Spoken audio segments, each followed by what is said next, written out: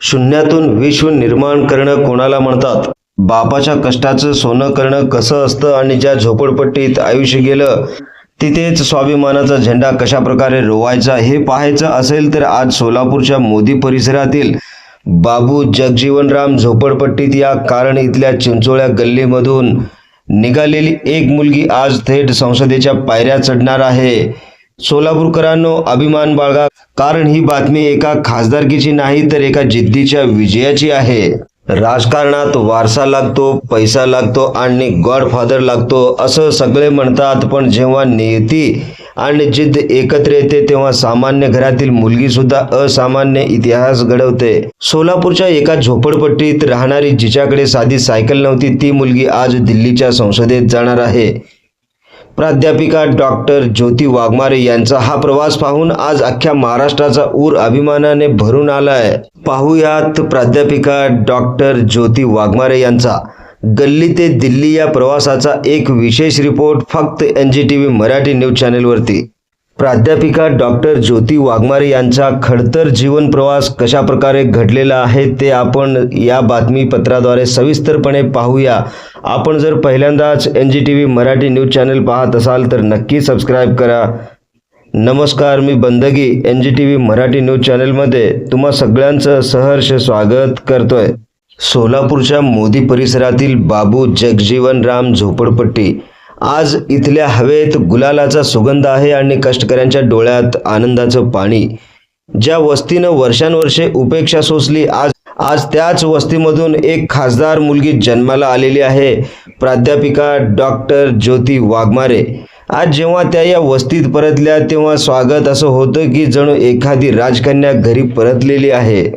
आज पहिल्यांदाच, म्हणजे खासदार झाल्यानंतर, प्राध्यापिका डॉक्टर ज्योती वाघमारे आपल्या जुन्या वस्तीत आपल्या माणसांमध्ये परतल्या. तेव्हा तो नजारा काळजाचा ठोका चुकवणारा होता. ज्या हाताने कालपर्यंत कष्ट उपसले, ज्या हाताने गरिबी सोसली, आज त्याच कामगारांच्या, कष्टकऱ्यांच्या हाताने आपल्या लाडक्या लेकीला डोक्यावर घेतलं.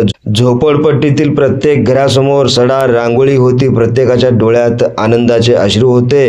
कारण असं होतं, आज त्यांची मुलगी दिल्लीच्या तख्तावर बसणार होती.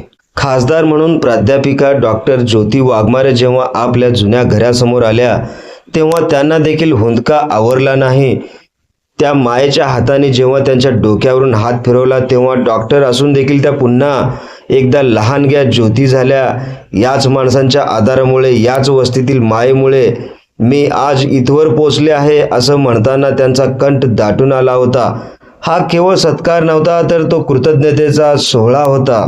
या वस्तीतल्या चिंचोळ्या गल्ल्या, ती पत्र्यांची घरं आणि तोच मायेचा ओलावा डॉक्टर ज्योती वाघमारे यांना पाहताच वस्तीतल्या आया बहिणींनी त्यांना कडाडून मिठी मारली. कुणी डोक्यावरून हात फिरवला तर कुणी ओवाळणी केली.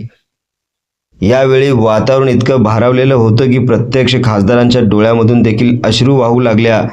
मी तुमचीच लेक आहे आणि इथवर पोचले तरी तुमचीच राहणार आहे, हा त्यांचा शब्द वस्तीतल्या प्रत्येकाच्या काळजाला भिडला होता.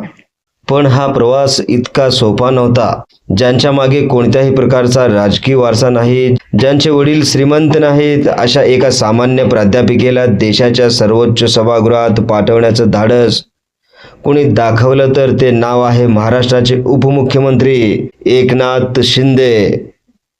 डॉक्टर ज्योती वाघमारे यांनी यावेळी अत्यंत कृतज्ञतेने उपमुख्यमंत्र्यांचे आभार मानले. त्या म्हणाल्या, माझ्यासारख्या एका झोपडपट्टीत राहणाऱ्या सामान्य गरीब बापाच्या लेकीवर विश्वास दाखवणारे आणि मला राज्यसभेची संधी देणारे राज्याचे उपमुख्यमंत्री साहेब हेच माझ्या यशाचे खऱ्या अर्थाने शिल्पकार आहेत.